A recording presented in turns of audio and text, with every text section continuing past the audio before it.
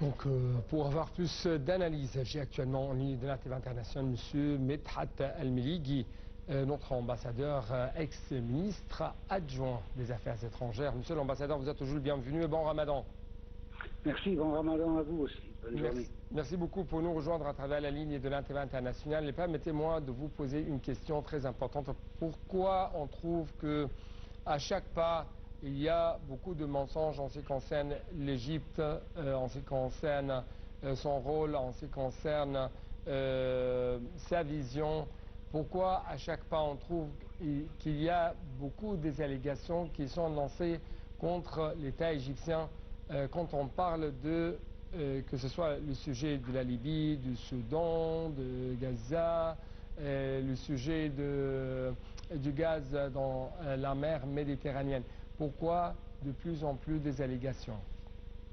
Alors, tout simplement, c'est une question de chantage joué par des pays qui n'ont pas intérêt à que l'Égypte ait un seul mot et une seule politique. On n'a pas de double standard ni de double mesure.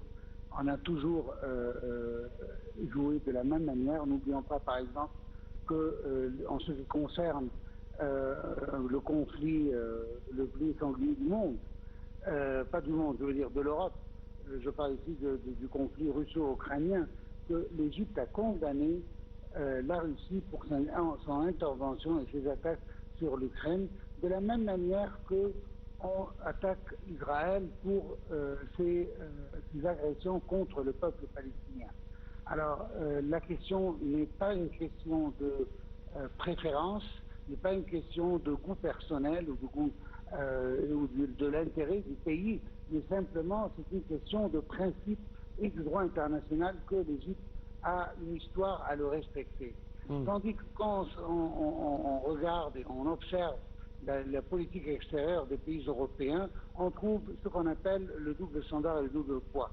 Tout simplement parce qu'ils ont intérêt à avoir une guerre contre la Russie d'un côté et de soutenir Israël comme étant un allié traditionnel des pays occidentaux. Alors d'ici vient les doubles mesures. Alors d'un côté, on favorise ici l'occupant qui est Israël, mais de l'autre côté, on parle de colons qui sont les Russes quand il s'agit de l'Ukraine.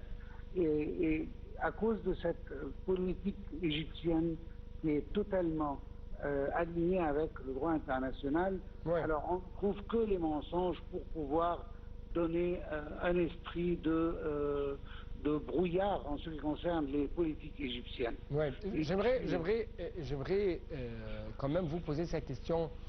Dans ce temps de loi de la force, et non pas la force de la loi, comment vous qualifiez la politique extérieure adoptée par l'Égypte, notamment quand on trouve que, comme vous venez de dire, les grandes puissances mondiales se mettent dans une guerre de plus en plus acharnée, que ce soit au niveau diplomatique, au niveau militaire, au niveau commercial, au niveau économique?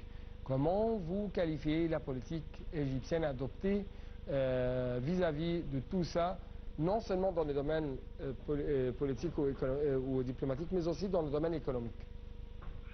Alors, il faut préciser que, comme je viens de le dire, que l'Égypte a une politique extérieure qui n'a qu'un seul intérêt, c'est le respect du droit international d'un côté, non l'interférence dans les affaires intérieures des autres pays.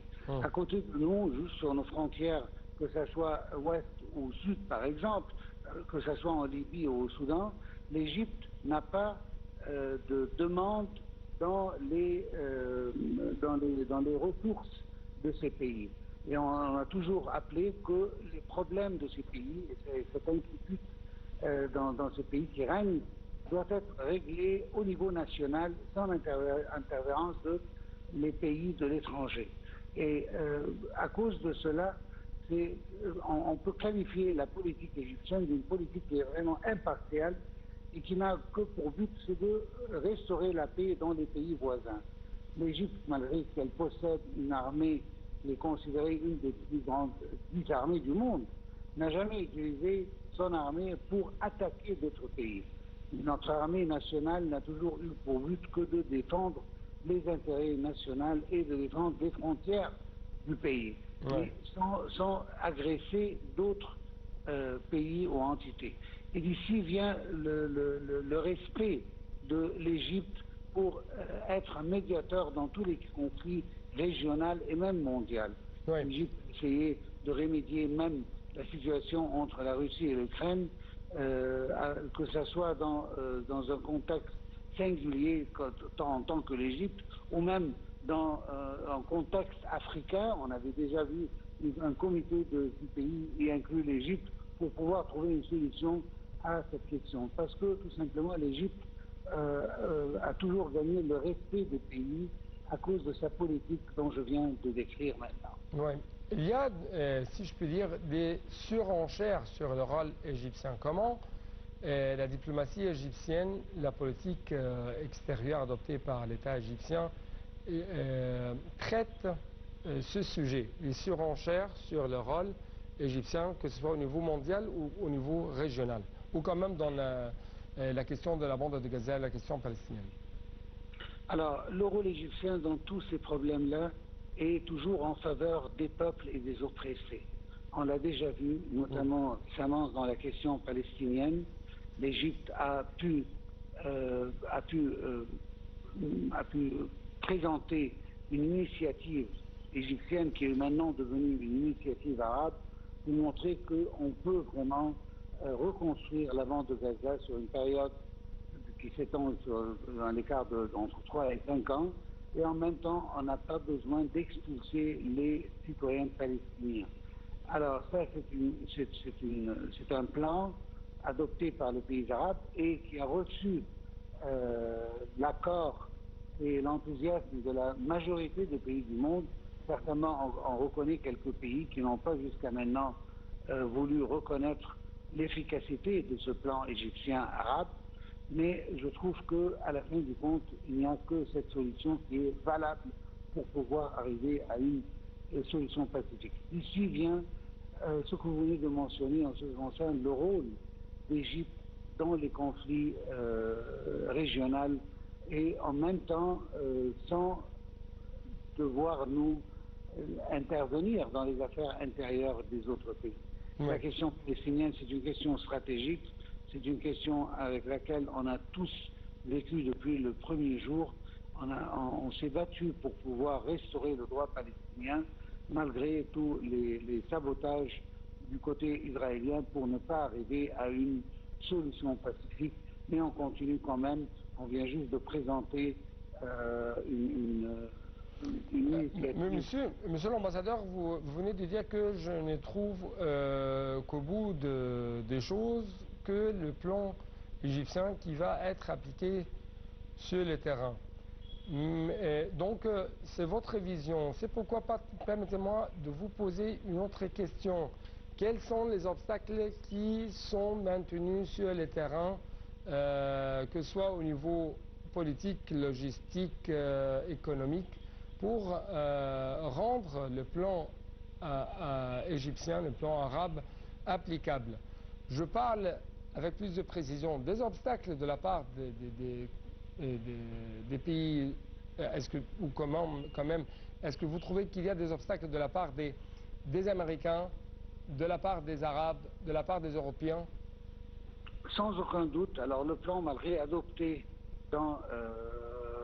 sur le plan arabe, mais on doit être honnête et parler que tous les pays arabes ne sont pas exactement sur la même longueur d'onde. Il y a d'autres pays arabes qui ont d'autres vues un peu différentes de la vue égyptienne, ça c'est d'un côté, mais laissons ce point de côté pour le moment, mais parlons aussi de la volonté politique des Américains d'un côté et le refus de toute solution pacifique de la part d'Israël. Israël, comme on l'a déjà vu depuis sa création, je peux dire, et notamment dans les derniers mois, et ne fait que de saboter tous les plans qui peuvent donner de l'espoir au peuple palestinien. Parce que son but, tout simplement, c'est de tuer cet espoir dans le peuple palestinien. Du coup, on aura une résistance qui va permettre, encore une fois, aux Israéliens de continuer avec ses crimes de guerre et avec son génocide contre le peuple palestinien.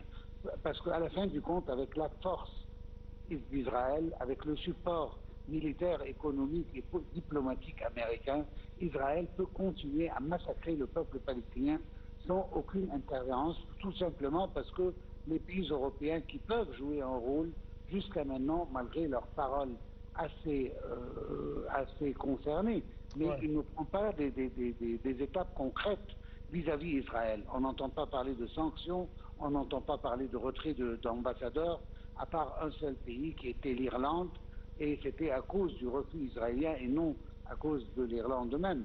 Mais Ouais. à la fin du compte, ce que je veux dire, c'est que Israël n'a pas une volonté politique pour établir la paix. Ouais. Tout ce qu'elle veut, c'est de évacuer la bande de Gaza et même la Cisjordanie de ses habitants israéliens pour pouvoir s'étendre davantage. Le président Trump lui-même l'avait dit avant son train de pouvoir à la Maison-Blanche que la superficie d'Israël est trop petite et trop limitée. Il cherche comment est-ce qu'on peut faire à l'élargir. Et Trump quand même essaye de faire oublier le monde entier et lui-même que Israël c'est un pays d'occupation. Le vrai problème c'est en Israël et non pas dans le fait que les Palestiniens s'attachent à leur terre, s'attachent à leur État indépendant qui doivent être proclamés selon les références et les résolutions internationales. Je dois quand même vous remercier infiniment, notre ambassadeur Medhat El-Miligui. Merci beaucoup pour de telles explications. Je vous remercie infiniment. Merci beaucoup. Donc avec ça, chers téléspectateurs, nous devons clôturer cette édition du direct. Et merci beaucoup pour votre attention. Rendez-vous demain, une nouvelle édition du direct. Bon Ramadan à toutes et à tous. Toujours bon suite dans le programme sur votre chaîne, la TV internationale.